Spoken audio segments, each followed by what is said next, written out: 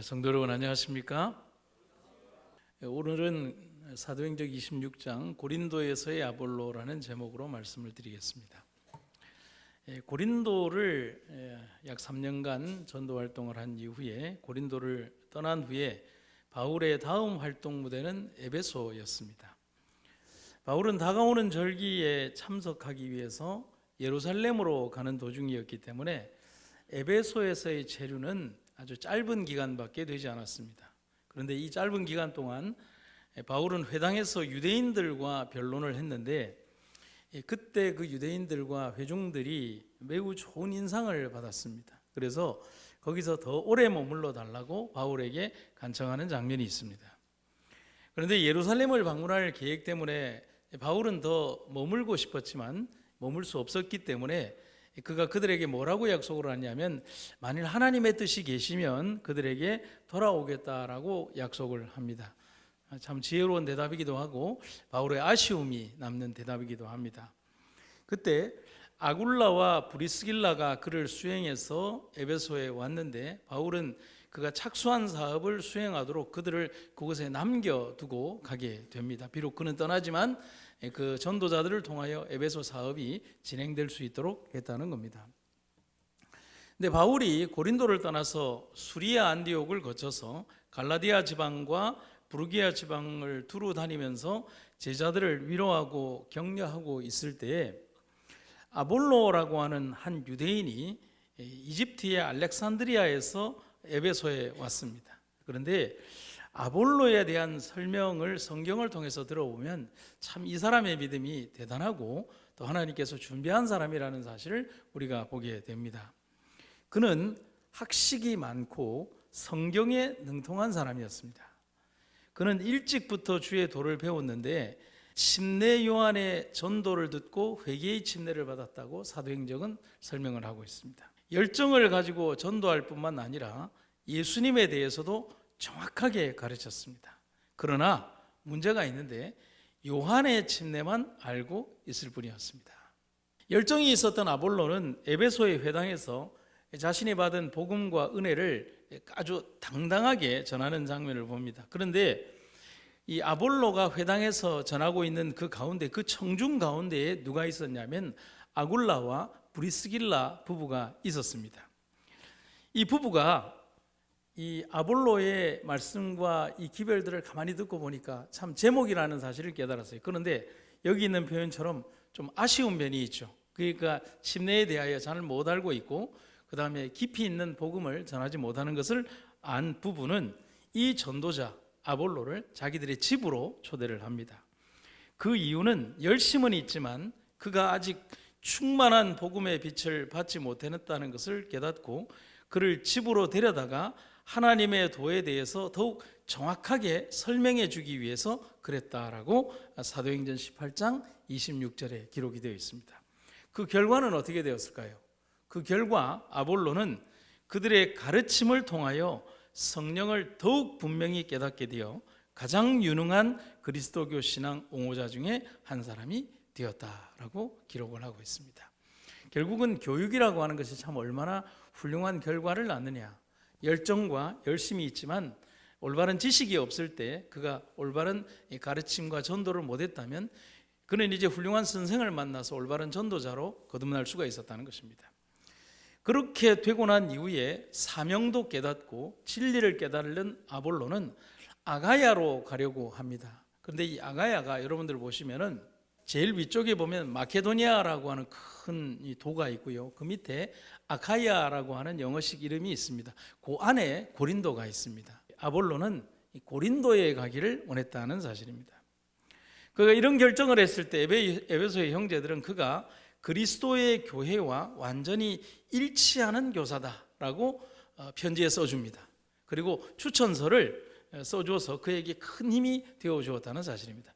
이러한 과정을 본다면 아볼로가 보여준 신실한 모습과 그가 복음에 대하여 가지는 겸손한 태도가 이 에베소 교인들에게 엄청난 이 감동을 주었고 그의 열정과 믿음에 대하여 굉장히 공감하는 장면을 보게 되는 겁니다. 여기 본문의 말씀 한번 보시겠습니다. 아볼로가 아가야 지방으로 가고 싶어 하자 신도들은 그를 격려해 주었다. 그러면서 그에게 편지를 써주어 아가야 지방의 제자들로 하여금 그를 따뜻하게 영접해 주도록 했다. 그러면서 아가야에 도착한 아볼로는 하나님의 은혜로 믿게 된 뭇사람들에게 많은 도움을 주었다. 아볼로라고 하는 한 사람에 대한 복음에 대한 지원이 이 고린도 지역에 엄청나게 많은 은혜와 축복을 가져다 주는 결과를 가지게 되었다는 것입니다. 이제 우리가 고린도에서의 아볼로라고 하는 제목처럼 고린도에서 아볼로의 역할을 한번 보면요, 그는 고린도로 가서 거기서 공중봉사와 가가호호 방문을 통해 성경으로서 예수는 그리스도라고 증거하여 유력하게 유대인의 말을 이겼다. 바울은 진리의 씨를 심었고 이제 아볼로는 거기에 물을 주었다. 오늘 여기에 우리가 배우고자 하는 이 본문의 내용들 그리고 주제가 여기 다 포함이 되어 있습니다. 그는 어떤 전도 방법을 했느냐? 우리가 흔히 요즘 하는 TMI, 여러 가지 봉사활동과 가가호호 방문을 통해서 사람들을 만났고, 그 다음에 성경의 확실한 진리의 말씀, 그리고 진리의 확고부당한 말씀을 통해서 예수는 그리스도라고 증거해서 많은 이설과 이야기들과 흥분으로 그들을 공격하는 유대인들을 침묵시키는 그런 일들을 했다는 것입니다. 그리고 오늘의 가장 중요한 주제는 겁니다. 바울은 진리의 씨를 뭐 했고? 심었고 이제 아볼로는 거기에 물을 주었다라고 되어 있습니다.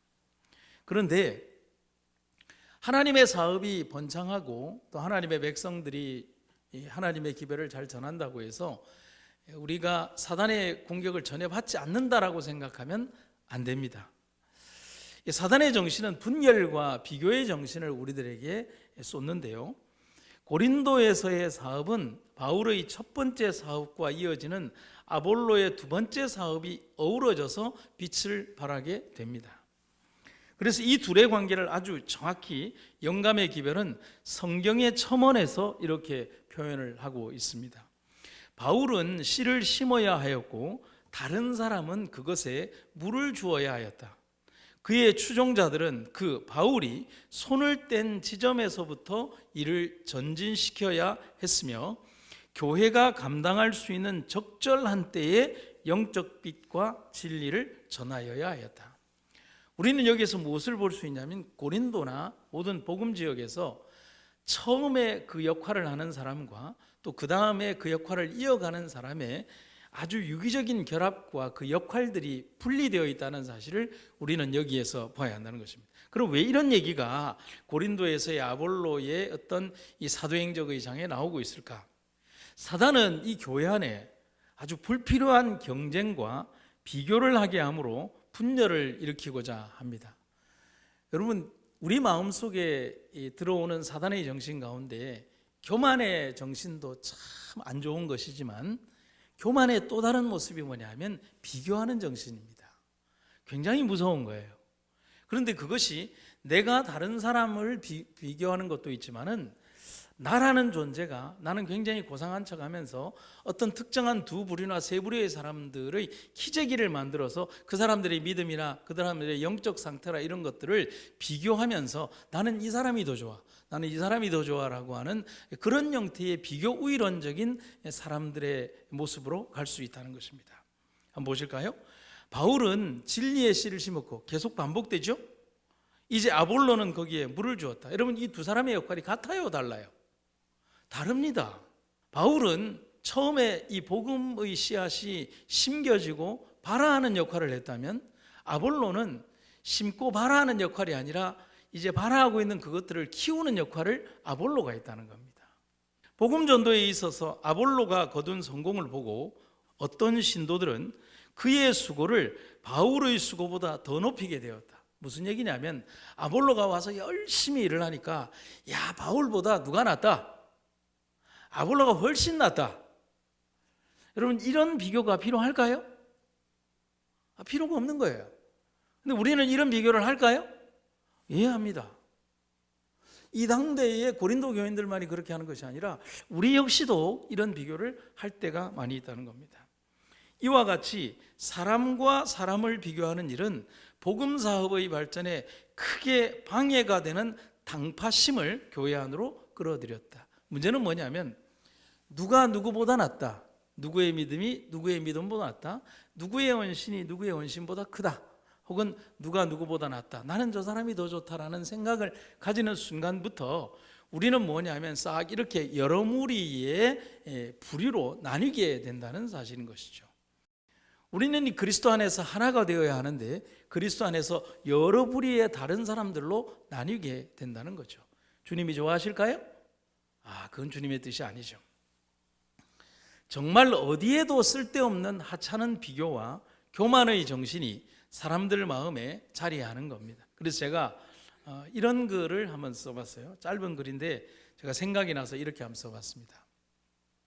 교만은 나 스스로를 높이기도 하지만 내가 누군가를 지지하거나 또 누군가를 높이고 혹은 낮춤으로 대리전을 하기도 합니다. 맞나요? 내가 지지하는 사람이 이기면 내가 이긴 것 같아요. 그렇지 않나요? 내가 지지하는 사람이 지면 뭔가 내가 진 것 같은, 그래서 내가 응원하는 사람이 좋은 일이 벌어지고 뭔가 높은 자리에 올라가면 내가 그 자리에 올라선 것 같은 그런 당리와 당략이 이 교회 안에서 믿음의 논리 가운데도 있다면 그것은 굉장히 중증한 질병에 사로잡힌 것이라고 할 수가 있는 것입니다. 얼마나 가치 없는 일입니까?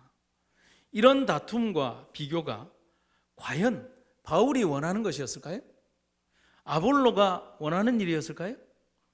아볼로가 들어보니까 내가 바울보다 낫다더라. 그 얘기를 듣고 아볼로가 좋아했을까요? 오늘 설교의 제일 마지막에 가보면 아볼로는 그 얘기를 듣고 이 바울이 다시 고린도에 와서 일을 해달라는 그 초청에 대해서 그런 모든 잡음들이 사라질 때까지 거절했다고 되어 있습니다. 왜냐하면 인간적으로 높임받기를 원하지 않았다는 거죠. 그 누구도 이러한 일들을 원하지 않았어요. 딱 원하는 존재는 하나밖에 없어요. 누가 원할까요? 사단이 원하는 겁니다. 고린도에서 가르친 바울의 복음을 제가 이렇게 사도행적을 보니까 세 가지로 나뉠 수 있었습니다. 그걸 제가 이렇게 써머리를 해봤어요. 첫 번째, 바울은 의도적으로 복음을 아주 단순하게 제시했습니다. 두 번째는 교회의 상태에 따라서 교수 방법을 달리했습니다. 세 번째는 고린도의 회심자들에게 그리스도교 신앙의 초보를 가르치는 것이 바울의 사업이라고 설명을 하고 있습니다. 결국은 뭐냐면 바울은 고차원적인 지식이나 학문적 높은 것들보다는 이제 갓 태동하는 이 교회를 위하여 복음의 씨앗이 심겨지고 발아하고 그것이 그들의 믿음에 안착되고 그리고 죽지 않고 성장할 수 있는 가장 기본적인 토대를 그들에게 주기 위하여 상당히 많은 노력을 했다는 것을 알 수가 있는 겁니다. 여러분, 그렇게 했던 이유는 그들이 아직은 믿음에 있어서 장성한 분량에 이르지 못했기 때문인 겁니다. 여러분, 갓 심은 어린 나무나 묘목에게 그 묘목이 빨리 크라고 강한 걸음을 주면 어떻게 될까요? 잘 자랄까요? 그 걸음 때문에 말라 죽거나 아니면 아주 이상하게 성장을 하게 되는 겁니다. 우리의 생애도 마찬가지인 거죠. 바울은 갓 태어난 그 교회를 위하여 그들에게 가장 합당한 형태의 수준의 복음을 전했다는 것입니다. 그래서 바울의 기별의 핵심을 영감의 기별은 이렇게 말하고 있습니다. 바울은 영혼들을 십자가 아래로 인도하고자 노력하면서 방탕한 자들을 직접 책망하거나 그들의 죄가 거룩하신 하나님께서 보시기에 얼마나 흉악한지를 보이고자 하지 아니하였다. 여러분, 이거 중요한 거예요. 바울 스스로는 복음의 깊은 은혜 가운데 들어갔기 때문에 주님으로부터 오는 그 빛을 통하여 자기의 더러운 육체의 더러움을 보며 고뇌하고 아파했지만 이제 갓 태동한 믿음이 연약한 자들에게는 그러한 형태의 어떤 죄책감이 일어나는 것보다는 그리스도의 사랑과 은혜 가운데로 들어오도록 그렇게 가르쳤다는 거예요. 오히려 그는 그들 앞에 생애의 참 목적을 제시하였으며 저희가 받아들일 것 같으면 세욕과 제외에서 그들을 끌어올려 순결과 의로 인도할 거룩하신 교사의 교훈으로 그들의 마음에 감명을 주고자 노력하였다. 그는 특별히 하나님의 나라에 들어가기에 합당하다고 여김을 받을 사람들이 얻어야 할 실제적인 경건과 성화를 강조하였다. 삶이 수반된 뭐를 가르쳤다는 거예요? 복음을 가르쳤다는 겁니다. 그는 그리스도의 복음의 빛이 그들의 마음의 암흑을 꿰뚫어 그들의 부도덕한 행습이 하나님께서 보시기에 얼마나 불쾌한 것인지 깨닫게 되는 것을 보기를 갈망하였다. 그러므로 그들에게 가르친 그의 교훈의 요지는 그리스도와 십자가에 못 박히신 그분이었다. 그는 그들의 가장 진지한 연구와 최고의 기쁨은 하나님께 대한 회개와 주 예수 그리스도를 믿는 믿음을 통한 놀라운 구원의 진리여야 함을 그들에게 보여주고자 하였다. 우리가 이렇게 요약해서 볼 수는 있지만 바울의 고뇌와 참 이런 어려움이 여러분들 느껴지십니까? 이게 말은 쉽죠. 이방 신앙에 젖어들고 있고요, 음란함과 도덕의 그 기준조차 없는 고린도 교인들에게 가서 그들이 정말 그리스도를 통하여 그들의 마음속에 있는 참된 믿음의 기치를 깨닫고 그리스도를 통하여 십자가 안으로 들어오게 하기 위하여 그들을 향해 얼마나 고뇌했을지 바울의 모습을 우리는 한번 그려봐야 한다는 겁니다. 우리가 그런 얘기를 해요. 목사님, 재미있고 쉽게 설교 좀 해주세요 라고 합니다. 여러분, 세상에서 제일 어려운 설교가 쉬운 설교하는 겁니다. 어려운 설교는 쉬워요. 왜냐하면 막 이렇게 어려운 단어들 갖다 쓰고 뭐 이렇게 하면 어떻게 하다 보면 자꾸 어렵게 나와요. 내가 지식이 많아서가 아니라 어렵게 하는 건 쉬운데 그것을 재미있고 쉽게 하는 것은 상당히 어려워요. 그래서 예수님이 뛰어난 설교가라고 하는 것은 정말 적절하게 맞는 그 내용의 기별들을 전해 주셨기 때문에 그렇다는 사실입니다.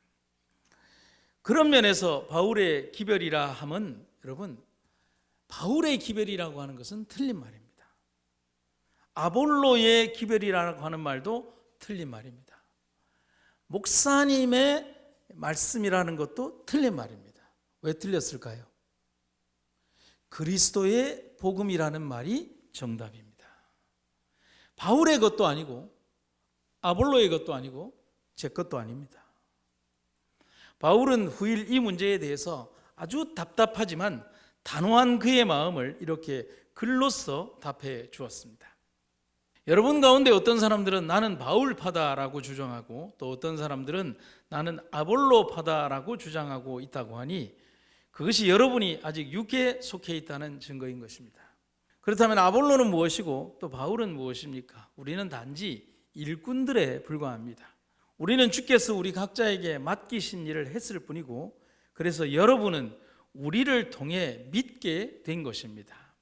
내가 씨를 뿌렸다면 아볼로는 물을 주는 일을 했습니다. 결국 자라나게 하신 분은 하나님이십니다. 그러므로 씨를 뿌리는 사람이나 물을 주는 사람은 아무것도 아닙니다.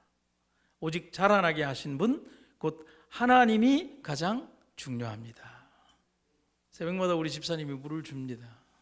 그 물 때문에 생명력이 이렇게 자라나죠. 그러나 참된 생명력은 어떤 사람의 손끝에서 나는 게 아니라 그것을 그렇게 만들어주신 하나님의 은혜 가운데 있다는 사실을 여러분과 저는 알고 있죠.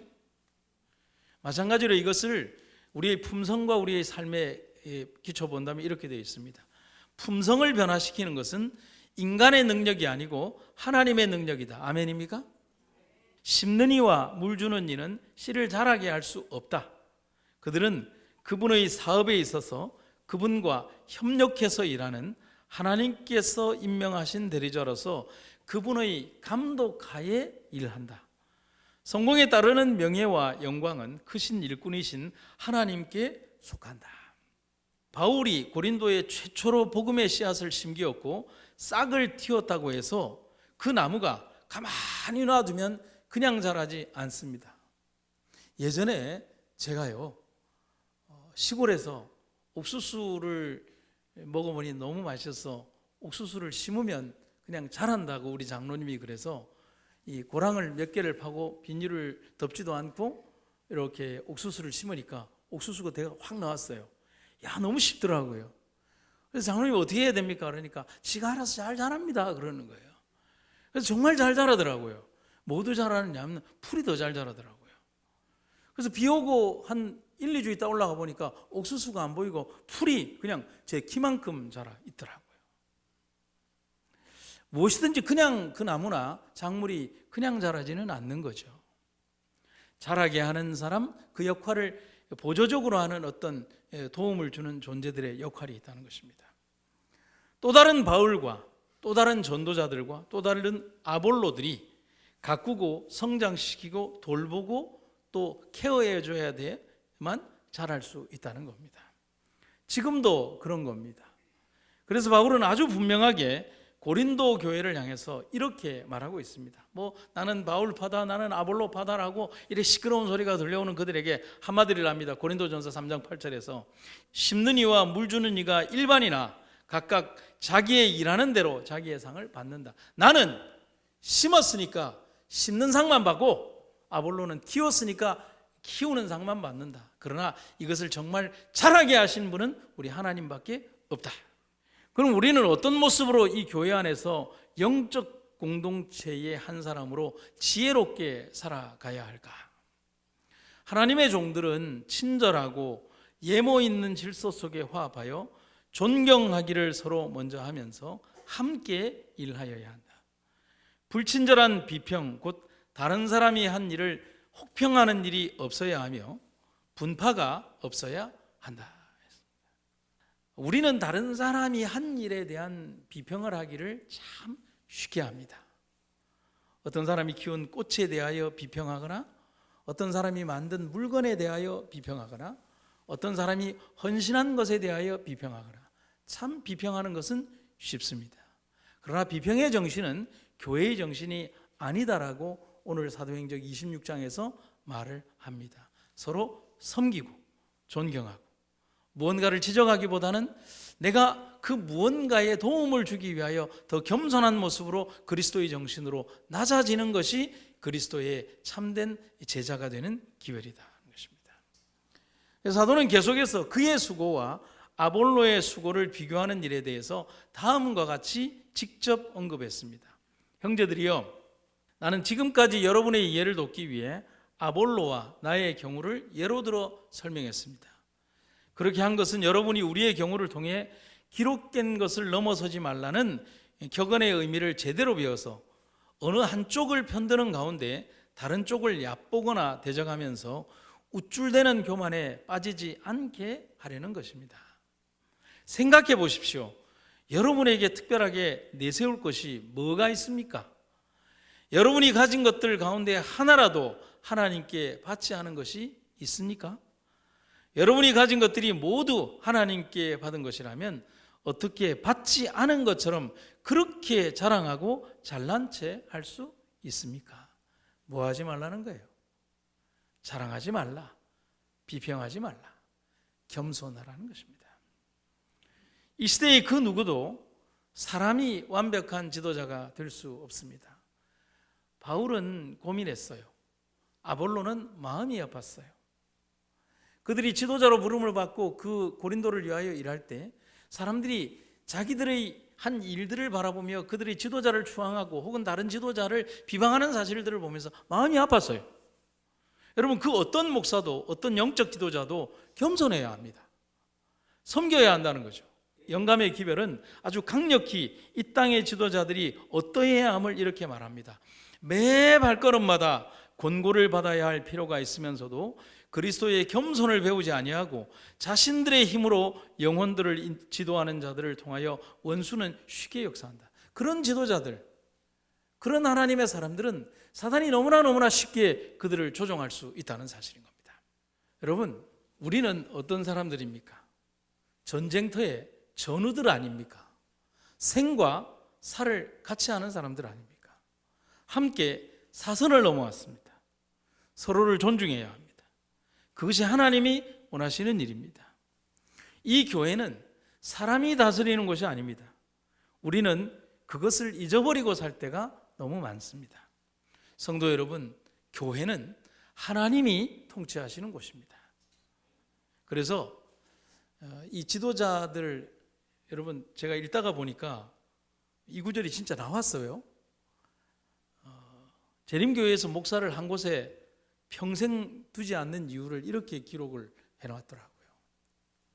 한 목사가 그리스도교회의 모든 요구대로 교회를 완성시키는데 필요한 모든 자격을 소유하기란 드물다. 그런 사람 없다. 그러므로 하나님께서는 각각 다른 이들에게는 없는 어떤 자질들을 가진 다른 목사들을 종종 그들에게 보내신다. 쉽게 얘기하면 제가 이 교회에 온 이유는 내가 한빛 교회에 써먹을 뭔가가 있으니까 이 교회에 보낸 거예요. 배터리가 다 떨어져서 이 교회에 써먹을 뭔가가 없어지고 다른 무언가가 필요하면 또 다른 사람을 하나님께서 보내주신다는 거예요. 왜냐하면 완전하지 않기 때문에. 저는 이 말에 굉장히 공감하는 것입니다. 제가 지나온 역사의 모든 교회들에서 저는 분명히 부족함을 가지고 있는데 그 교회에 필요한 역할들을 했고요. 그 앞대희 목사님은 그의 역할이 훌륭한 역할을 했고 그의 역할이 마무리되었을 때 제가 그 교회에 갔습니다. 모두 다 하나님의 뜻이었죠. 그렇게 우리는 우리 스스로가 완전하지 않다는 사실을 하나님 앞에 겸손한 모습으로 내어놓고 우리들이 정말 겸손한 모습으로 주님의 교회와 성도들과 서로를 섬기는 자들로 이 땅에 서야 하지 않겠습니까? 고린도에 보내진 너무도 훌륭한 두 사도였지만 그 속에도 인간의 마음에 교만과 악이 자랄 수 있음을 우리는 오늘 배우게 됩니다. 여러분, 전임자가 바울이고 후임자가 아볼로입니다. 교회가 싸울 일이 있을까요? 그런데 전임자, 후임자가 존재하지도 않는 사람이 싸우는 겁니다. 두 사람이 싸우는 게 아니라 백성들의 마음속에 있는 이기적인 마음이 싸우는 거예요. 야, 전임이었던 저기 바울 선생님이 나는 더 좋다. 아니야, 지금 열심히 일하는 아볼로 선생님이 더 좋다. 우리는 분명한 답을 알고 있습니다. 그렇게 우리는 우리 믿음을 지켜나가야 합니다. 사도행전 26장을 마무리하는 마지막 문장은 이렇게 기록이 되어 있는데 명확하게 우리의 모습이 어때야 함을 말하고 있습니다. 이것을 읽고 마치겠습니다. 바울과 아볼로는 완전히 일치하였다. 후자 아볼로는 고린도 교회에 일어난 분쟁의 까닭에 실망하고 슬퍼하였으며 자신에게 나타낸 편애를 이용하지도 격려하지도 않고 급히 싸움 마당에서 떠났다. 후에 바울이 아볼로에게 고린도를 다시 방문하도록 간청하였을 때 아볼로는 거절하였으며 그 교회가 보다 나은 영적 상태에 도달하였을 때인 오래 후까지도 그곳에서 다시 일하지 아니하였다. 그가 직임에 소홀히 했다는 것이 아니라 자기의 열정과 노력이 또 다른 사람들에게 시험거리가 된 것을 알고 그러한 일들이 잦아질 때까지 거기에 나타나지 않았다는 사실인 것입니다. 성도 여러분, 우리의 믿음의 표준은 예수님밖에 없다는 사실을 기억하시기를 간절히 바랍니다. 사람에게 실망할 일은 없다는 겁니다. 그렇게 우리는 살아가면서 우리의 영원한 영적 표준이 되시는 예수님만을 바라보며 때로는 우리 주변에 일어나는 많은 일들에 대하여 귀와 눈을 닫고 오직 주님만 바라보고 그분과만 대화하며 살아가야 되지 않겠습니까? 이 땅에 순교자로 살았던 사람들이 입이 없어서 그들의 억울함을 토로하지 않은 것이 아닙니다. 그들의 삶에 그들이 항변할 수 있었지만 그러나 주님의 영광을 위하여 그들은 불구덩이 속에서도 침묵하며 할렐루야와 찬송을 하며 주님의 나라에 앞장섰다는 사실. 우리는 이 땅 아래에 살아가며 너무 많은 말을 하며 너무 많은 내 감정을 표현하며 너무 많은 내 욕심을 표현하며 살아가는 것은 아닌가, 그것이 교회의 아픔이 되는 것은 아닌가를 생각하며 주님의 앞에 침묵하며 살아갈 줄 아는 지혜를 우리가 가지기를 간절히 바랍니다. 오늘 이 교회가 고린도 교회처럼 그런 어려움과 고난 속에 처하는 것이 아니라 이제 마지막 사업을 수행하는 그러한 일들을 통하여 우리의 사업만을 바라보며 주님만 바라보는 아름다운 주의 백성들 되시기를 주님의 이름으로 축원하며 말씀을 마치도록 하겠습니다. 사랑의 아버지 하나님, 우리에게 주시는 하나님의 귀하고 아름다운 은혜를 잊지 않도록 도와주시옵소서. 특별히 고린도에서의 아볼로의 사업을 바라보며 우리의 마음과 생각이 이기적인 마음으로 흘러가지 않도록, 때로는 교만에 사로잡힌 자들이 되지 않도록 하나님의 사업만을 생각하며 나아가는 주의 백성들이 되게 하여 주시옵소서. 이 땅에 맡겨진 우리의 사명과 소명을 잊지 않고 온전히 주님만 바라보고 나아가는 우리들 되게 하여 주시옵소서. 오늘도 여전히 바쁘고 힘든 과정 속에서도 하나님의 전의 예배를 잊지 않고 참여하여 준 모든 주의 백성들의 헌신과 충성을 주님 기억하여 주시며 그들의 헌신과 충성이 아름다운 주님의 나라에 이르기까지 이어지도록 도와주시옵소서. 주님 은혜 감사드리며 예수님 이름으로 기도드립니다.